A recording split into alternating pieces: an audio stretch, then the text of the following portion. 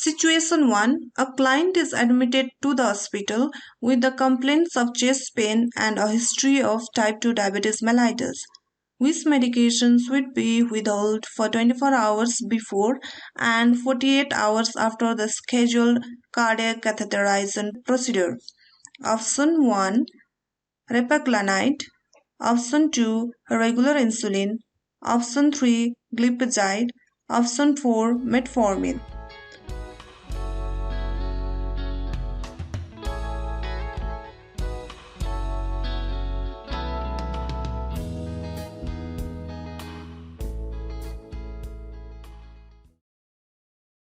So the correct answer is option 4, metformin.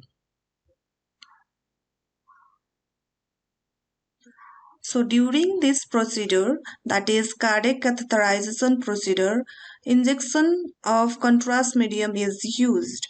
The contrast medium usually affects the kidney, and if there is presence of metformin, then there is risk of development of lactic acidosis. So in order to prevent this condition, metformin is held 24 hours before the procedure and 48 hours after the procedure. Situation 2. A client suffering from myocardial infraction is in continuous intravenous nitroglycerin infusion. Which of the following is the most essential nursing action? Option 1. Monitoring serum potassium daily. Option 2. Monitoring blood pressure every 4 hours. Option 3. Monitoring urine output. Option 4. Obtaining infusion pump for the medication.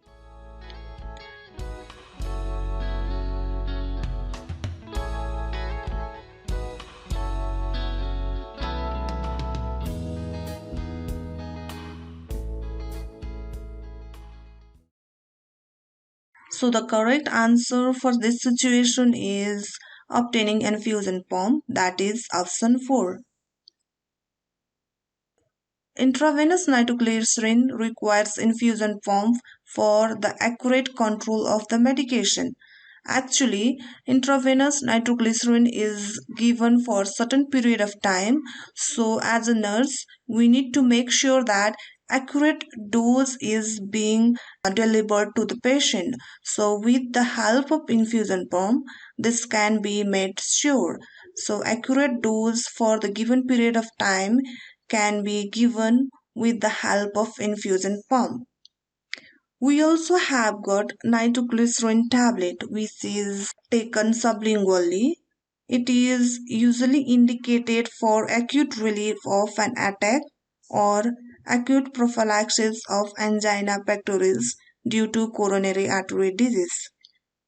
It is usually placed under the tongue or between the cheek and gum till it dissolves. So when the tablet is in the mouth, we should not eat, drink, smoke or use chewing tobacco. So after the tablet is dissolved, the pain is usually relieved within 1 to 5 minutes.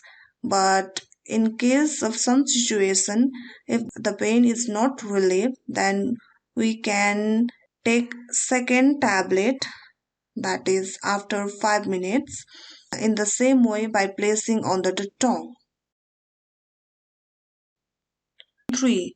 A client with the heart rate of 48 per minute and blood pressure of 90 by 60 mm of Hg has just received the dose of 0.5 mg atropine, which rhythm strip would indicate that the medication achieved the desired outcome.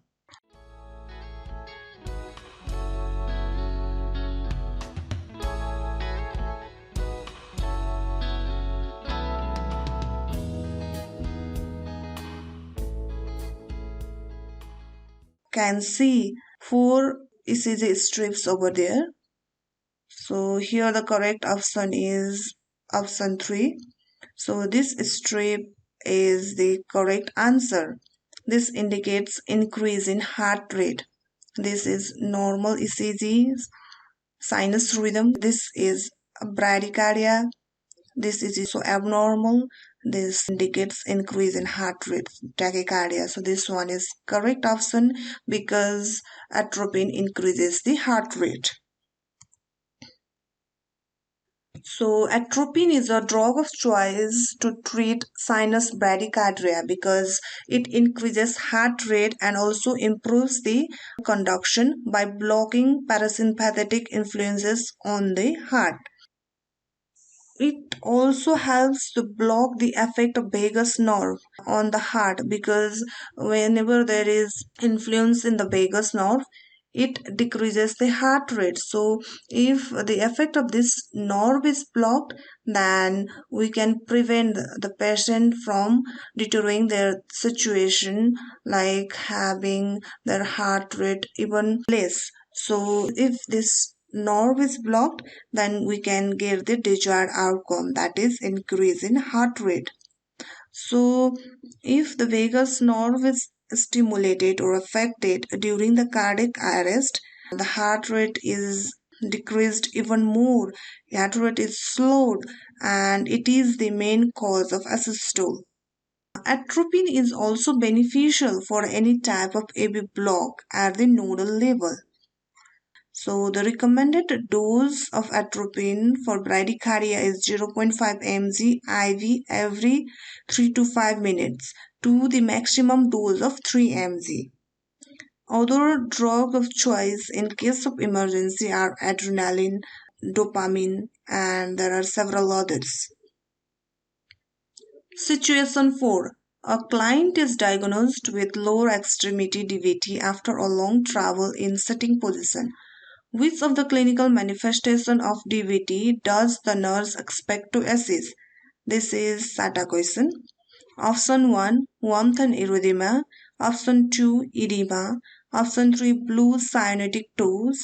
Option 4, calf pain. Option 5, dry cyanotic hairless skin.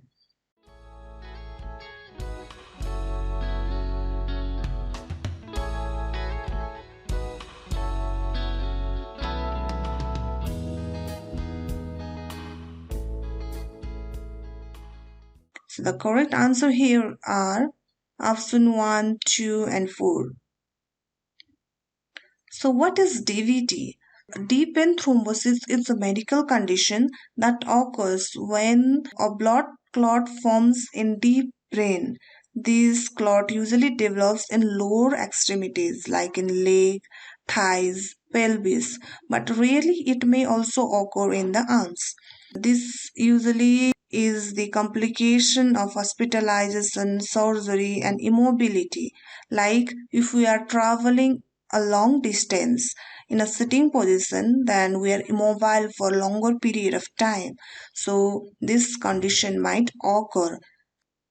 In case of hospitalization, the patient is confined in the bed for longer period of time.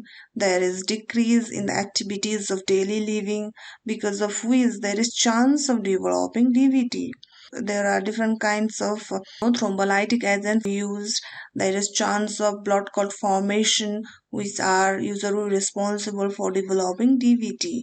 And what we can note in our mind is main cause of DVT is immobility or being in the same position for a longer period of time.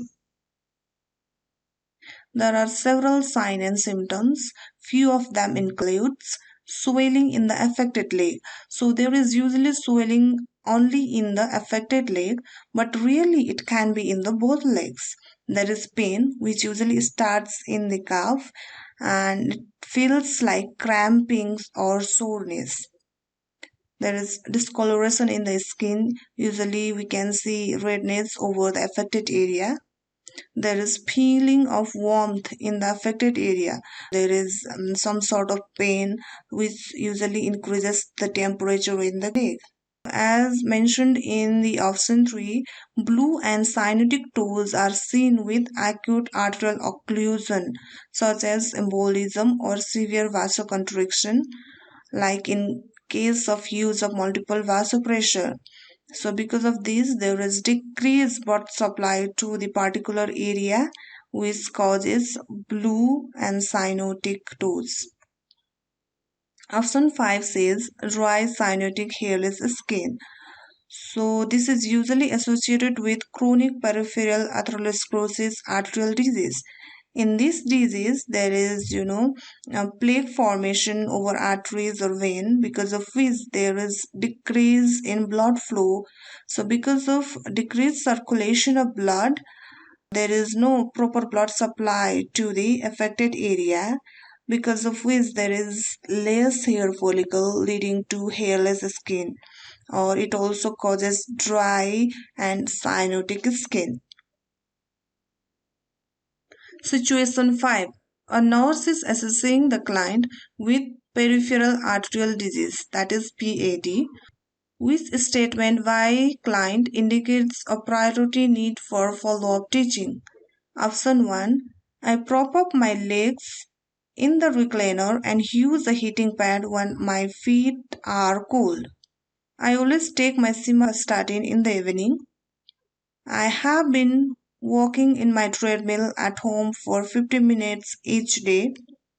I have noticed that I don't have much hair on my lower legs anymore.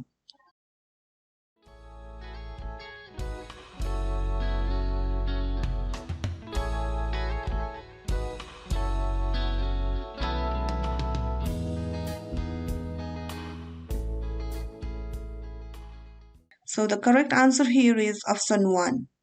The person suffering with PAD should never warm up their legs by placing in the heating pad. Why? Because in peripheral artery disease, there is decrease in blood flow. There is interference with the blood circulation, and it also affects the nerves. So it might cause infraction of nerves, because of which there is decreased sensation in the affected area. So in case of PAD, there is decreased sensation in the leg because of nerve ischemia. So because of this reason, patient cannot feel the sensation of warm or pain in that affected area. So whenever patient feels cold, they should never heat their leg by keeping their leg in the heating pad, because they don't feel the degree of heat and they might end up having burn wound. So because of this risk, they should never use heating pad to warm up their legs. So option 2, I take my simvastatin in the evening. This is correct one. We usually take simvastatin in the evening. Walking in the treadmill at home for 15 minutes. This is usually good for cardiac health. So this is good option. In case of venous well incompetence or varicose vein, there is swelling in the extremities.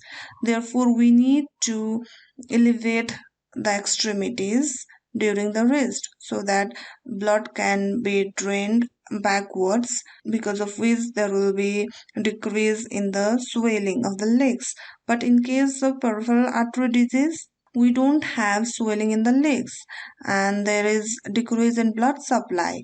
Because of this reason, there is less hair follicles, there is dry and shiny skin, and it is not recommended to elevate your legs too. Situation 6. A nurse is performing the initial assessment to the client with a heart disease. Nurse hears a systolic click, which sounds like a high-pitched sound during the late part of systole.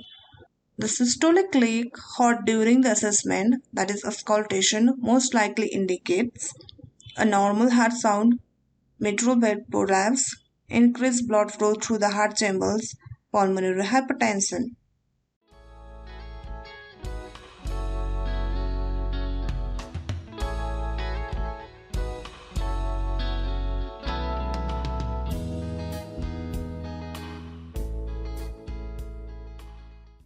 So the correct answer is option 2, mitral valve prolapse. When we are assessing the client during the auscultation of the heart sounds, we can hear different kinds of sounds based on the conditions of the patient. So there are several abnormal sounds based on their disease conditions, and We can hear normal sound in case of normal heart functions and conditions. So the systolic click is a high-pitched sound that is heard at the end part of systole. So when this sound is heard, it indicates mitral valve prolapse, causing abnormal blood flow through the heart. So in case of mitral valve prolapse, there is the valve that is not functioning properly, because of which there is abnormal flow of blood, leading to the heart sound like systolic click that we hear at the end of the systole. So heart sound systolic clicks indicates mitral valve prolapse.